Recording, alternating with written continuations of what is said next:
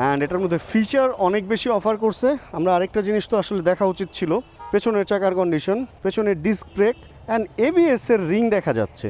এখন এটা কি ডুয়েল চ্যানেল এবিএস কি না এটা না আমি শিওর না, মানে দুইটার মধ্যেই রিং আছে, ট্র্যাকশন কন্ট্রোল বা এই ব্যাপারগুলো আছে নাকি। এখন ডুয়েল চ্যানেল এবিএস আছে কিনা এটা দেখার জন্য তো অবশ্যই আমাকে একটু খাটতে হবে, তাই না? আমি তো সামনের চাকা এবিএস আছে এটা তো আমি শিওর, পেছনের চাকা আছে কিনা আমি শুধু পেছনের ব্রেকটা যদি ক্লাচ সহ ধরি তাহলে আমাকে বুঝাইয়া দিবে। চলেন, রেডি 1 2 3 অ্যান্ড আমি ব্রেক ধরবো এখন। কই ব্রেক? আচ্ছা বন্ধ হয়ে গেছে কেন?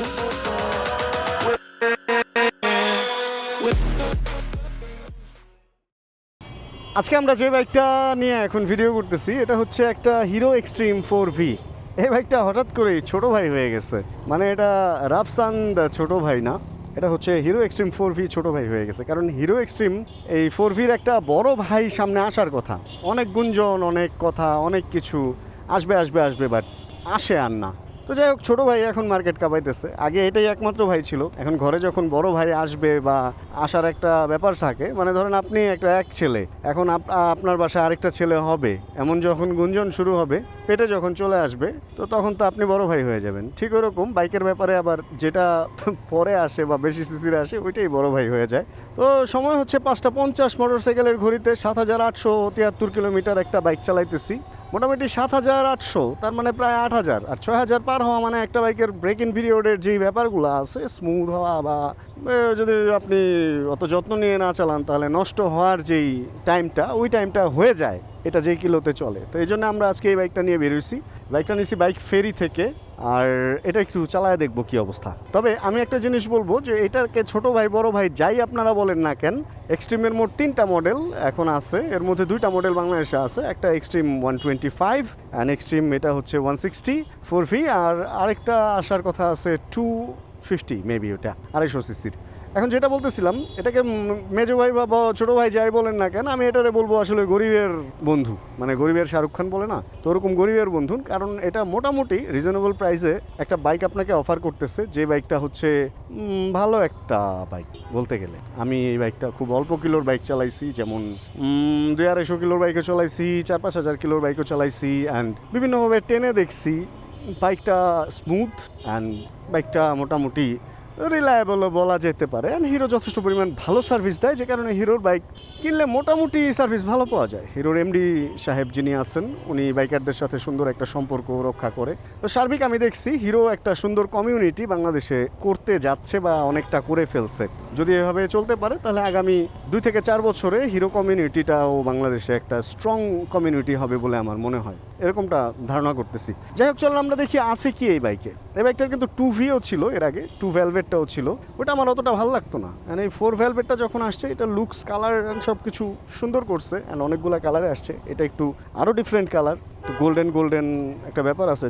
এত হর্ন ডেস্ক রে ভাই, তুই যাইতে পারবি এন দিয়া জীবনে, প্যাপ প্যাপ প্যাপ প্যাপ।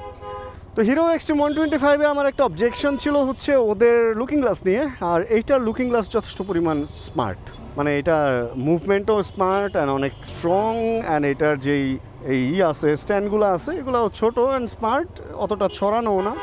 আর এটার যেই পাইপ হ্যান্ডেল বারটা এটাও সুন্দর, সিটিং পজিশন মোটামুটি স্পোর্টি একটা ভাব আছে, অ্যান্ড কমিউটার ফিলটাও আপনি পাবেন। সিট অ্যান্ড পেছনের ব্যাপারগুলো আমরা নেমে দেখবো, সামনের ব্যাপারগুলো আমরা নেমে দেখবো। চালানোর সময় কী কী জিনিস দেখা যায় এগুলো দেখি। যদি সামনের হাতে আমরা আসি, যা যা যা না, আরও যা যত পারস যা। তো সামনের হাতে যদি আমরা দেখি, একটা সুইচের মধ্যে of, on, start and start of, মানে কাট অফ যেটা, এগুলো আছে। আর একটা হ্যাজার্ড আছে যেটা দিলে 4টা ইমার্জেন্সি একসাথে ব্লিঙ্ক করবে। গুড।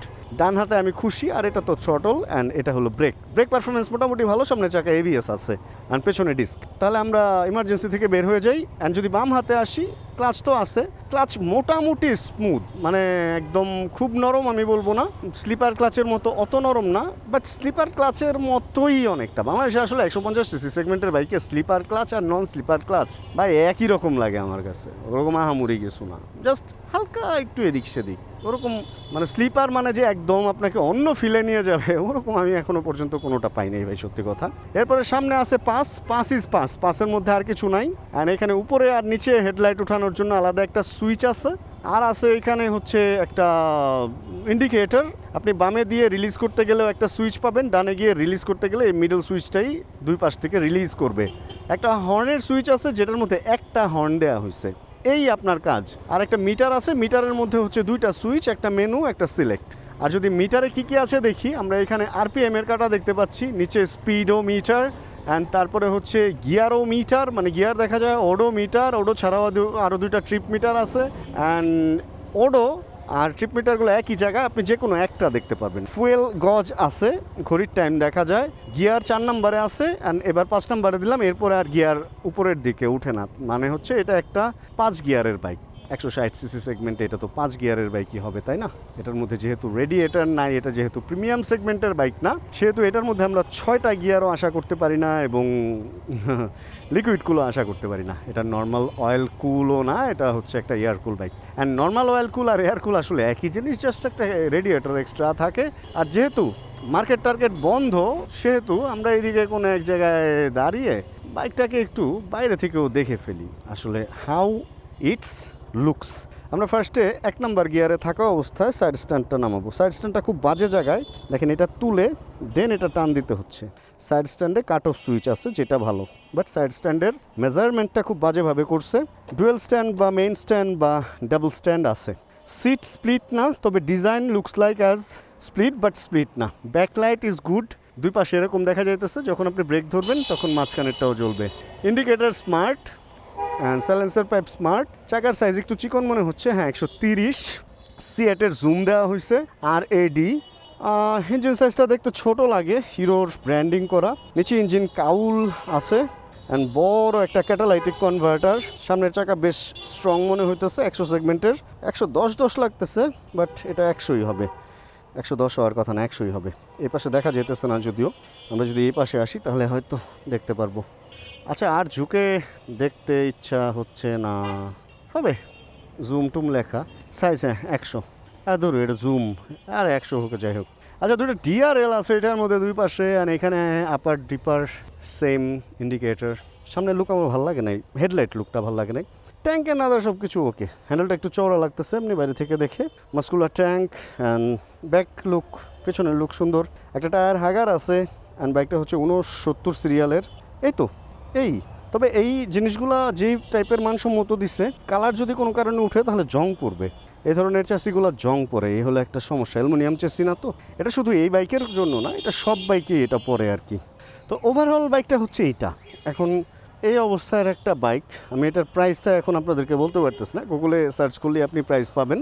আমরা জাস্ট রাইডিং এক্সপিরিয়েন্সটাই শেয়ার করি। তবে অন্যান্য 160 সিসি বাইকের চেয়ে এটার দামটা গতানুগতিক বলতে গেলে অনেক কম, অ্যান্ড এটার মধ্যে ফিচার অনেক বেশি অফার করছে। আমরা আরেকটা জিনিস তো আসলে দেখা উচিত ছিল, পেছনের চাকার কন্ডিশন, পেছনের ডিস্ক ব্রেক, অ্যান্ড এবিএসের রিং দেখা যাচ্ছে।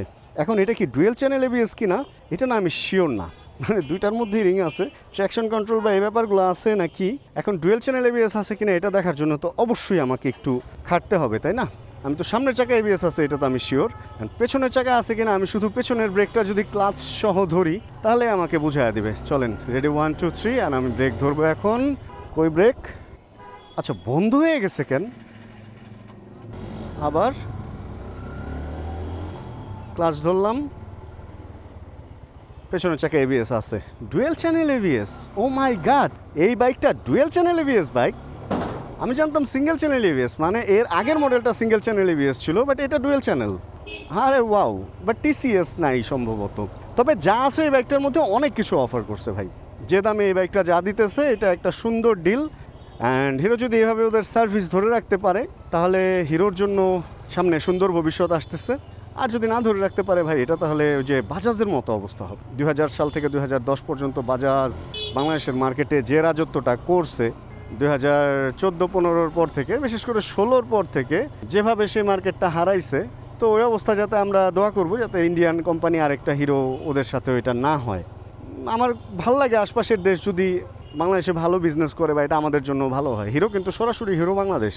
তো এই জন্য আমি বলবো যে আসলে শুভকামনা বা দোয়া এবং সাপোর্ট অলওয়েজ থাকবে হিরোর জন্য, যে যাতে হিরো সুন্দরভাবে এই বাইকগুলা নিয়ে তাদের পথ চলা আরও ভালো করতে পারে, আর সামনে যাতে আরও সুন্দর সুন্দর 250 সিসি বা এসিসি সেগমেন্টে বা ক্রুজার এই ধরনের বাইকগুলো যাতে আনে। হিরোর জুম একটা আছে, একটা স্কুটারও আছে, অ্যান্ড ওইটাও কিন্তু বেশ মানে নাম করা, মোটামুটি বাংলাদেশে ভালো একটা অবস্থাতেই আছে। যারা চালাইছে তারা বলছে ভালো, বাট সেল খুব একটা না, এটাও সত্যি, মানে অল্প সেল হয়েছে, বাট যারা চালাচ্ছে তারা হ্যাপি। অ্যান্ড ওই বাইকটারও মোটামুটি ফিচার অনেক আছে, মানে বেশ কিছু ফিচার নিয়েই ওই বাইকটা, বেশ কিছু ফিচার অফার করেই ওই বাইকটা আপনাকে মার্কেটে তারা ছেড়েছে আর কি, এই অবস্থা। তো বাইক নিয়ে আর তেমন কিছু বলার নাই, সময় বাজে 6টা, একটু চালাইলাম, ভাল লাগলো। অ্যান্ড সত্যি কথা কি 60 ফিট রোডের মধ্যে আমি এই বাইকটা যে খুব বেশি স্পিড তুলে দেখতে পারবো তা না, আর এত স্পিড তুলে হবেই কি ভাই, একটা 160 সিসির বাইক 100 পর্যন্ত উঠবে, 110-20 এরকম উঠবে, এটা একটা নর্মাল ব্যাপার। তবে 4V যেহেতু আগেরটার চেয়ে এটার পারফরমেন্স অবশ্যই ভালো হবে, আবার টিভিএস 4Vর মতো ওরকম পাগলা হবে না, অ্যান্ড এটার ব্যালেন্স যথেষ্ট পরিমাণ ভালো। পার্ট সাপোর্টটা যদি থাকে তাহলে আর কিছুই বলার নাই, কারণ এই বাইকটা আমি নতুন অবস্থায় চালাইছি, অ্যান্ড এই 7000 কিলো চলার পরে এই বাইকটার অবস্থা আমি দেখতেছি।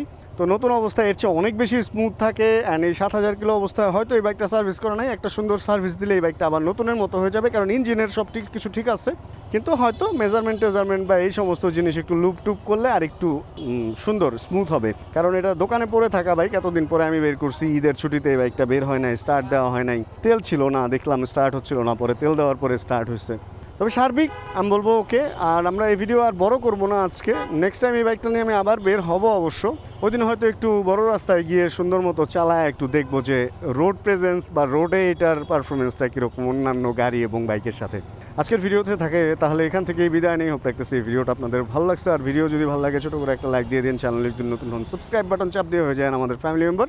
জানাবেন কে কোন জায়গা থেকে ভিডিও দেখছেন, আর যতক্ষণ পরবর্তী ভিডিও নিয়ে আবার আমি না আসতেছি ততক্ষণ ইনশাআল্লাহ আমরা থাকবো ভালো, আমরা থাকবো সুস্থ এবং করতে থাকবো চিল ইনশাআল্লাহ।